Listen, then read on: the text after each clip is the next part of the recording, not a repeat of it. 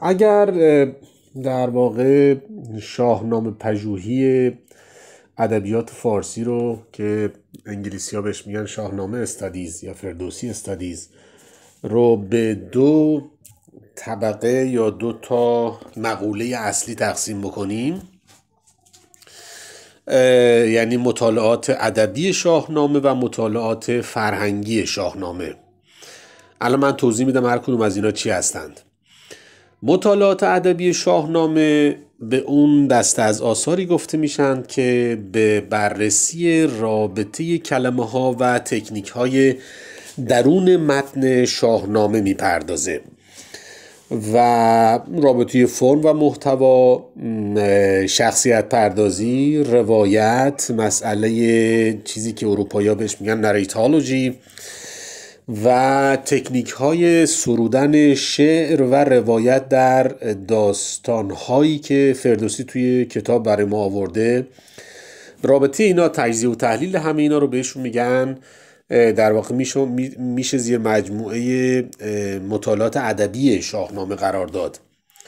نمونهش کارهایی که آقای دکتر امید سالار و برخی از کارهای آقای خالقی مطلق، جلال خالقی مطلق انجام دادن. مثلا مسئله هفت خان رو که یا جهان پهلوان بودن، تبدیل شدن رستم از یک پهلوان به جهان پهلوان رو که آقای امید سالار با توجه متن بررسی میکنه، یا بررسی نامهای شاهنامه، در اینکه آیا این نامها نمادین هستند نیستند، یا مسئله روایت که چگونه تکنیک های روایت توی داستانهای شاهنامه بر شاهنامه فردوسی اینا رو مورد استفاده قرار داده.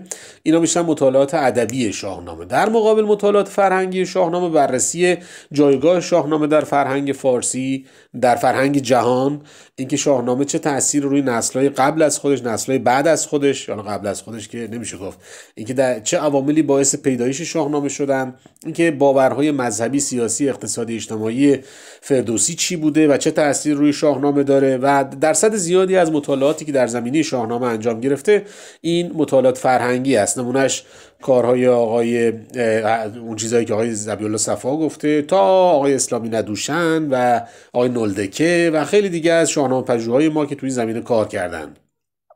حالا چه چیزی کتاب دیویس یعنی حماسه و نافرمانی رو از بقیه آثاری که توی این زمینه درباره شاهنامه نوشته شده متمایز میکنه؟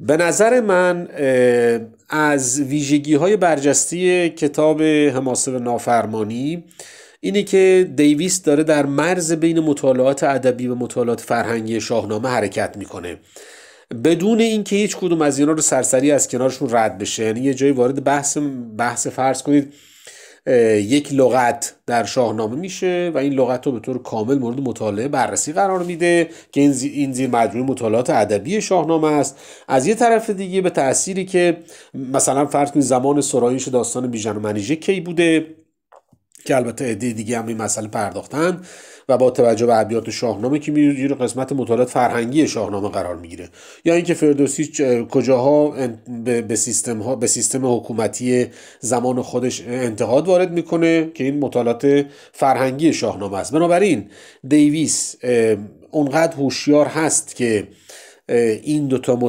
دوتا در واقع این دوتا نهله متمایز شاهنامه پژوهی رو زیر ذره‌بین قرار بده و درباره هر کدوم اشاره هایی بکنه، دقیق و تحلیل های خوبی ارائه بده. این یک ویژگی از کتاب حماسه و نافرمانیه. ویژگی دومش اینه که در واقع حماسه و نافرمانی یک نگاه غربی هست به شاهنامه، نگاه غربی بی‌طرفانه.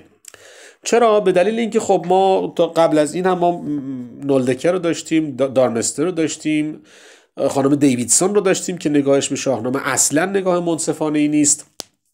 ولی دیویس با توجه به اینکه خودش یه در واقع قسمت زیاد از عمرش توی ایران گذرونده و اصلا خانواده ایرانی داره و تعلق خاطر زیادی به ادبیات فارسی داره و از جمله که قسمت‌هایی از شاهنامه رو ترجمه کرده، درباره حافظ مطالعه کرده، سعدی رو خوب میشناسه، عطار رو خوب میشناسه با توجه به آثاری که چاپ کرده، بنابراین نگاهش با نگاه بقیه غربی هایی که درباره شاهنامه نوشتند متفاوت است. از این منظر که با علاقه و بدون بدون تعصب غربی به ادبیات فارسی نگاه میکنه. از این منظر جالبه که ما با شاهنامه مواجه هستیم که نه ازش بت ساخته میشه و نه نکوهیده میشه. یعنی نه اون نگاهی که مثلا فرض کنید توی آثار شاهنامه پژوهی قدیمی ایرانی وجود داره، مثلا توی آثار آقای اسلامی ندوشن، آقای ریاحی یا بعضی از دوستای جدیدترمون، و نه و نه نکوهیده میشه. یعنی که نه مثل خانم دیویدسون یا مثل وان گرونبام شاهنامه رو به مثابه یک اثر طولانی که فاقد ارزش ادبی هست یا که در مقابل هومر ارزش کمتری داره نگریسته میشه. کما اینکه تو خیلی از قسمت‌های شاهنامه تو خیلی از توی قسمت‌های حماسه و نافرمانی آقای دیویس کوشیده که اینا رو پاسخ بده. اتفاقاً یه جایی که مثلا وان گرونبام نظر مطرح کرده اینو به چالش دعوت میکنه، نظرش رد میکنه.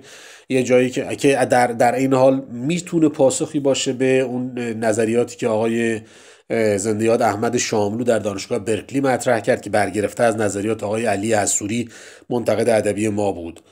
بنابراین کتاب حماسه و نافرمانی به باور من که مترجم این اثر هستم، نه از این منظر که این اثر رو ترجمه کردم، باهاش زندگی کردم، دشواری‌های خیلی زیادی رو تحمل کردم برای اینکه این اثر رو ترجمه کنم، سالها که نه، ولی تقریبا 1 سال وقت گذاشتم برای اینکه کتاب رو ترجمه کنم.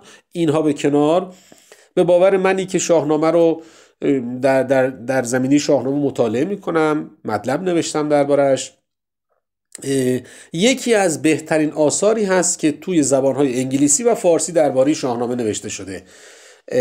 این را به این دلیل عرض میکنم که من تقریبا تمام آثاری که به فارسی و انگلیسی درباره شاهنامه نوشته شدن رو مطالعه کردم و نگاهی که دیویس به ادبیات داره و شاهنامه رو به مثابه یک متن ادبی تأثیرگذار در فرهنگ مورد بررسی قرار میده، یه نگاه خاصه. ضمن اینکه خب یه نگاه امروزی هم هست و خودش یه جاهای اشاره میکنه توی کتاب که درست ناهمزمانی وجود داره، ولی نگرش دیویس یه نگرشیه که در واقع چیزیه که امروزه ما توی نقد ادبی جهان داریم.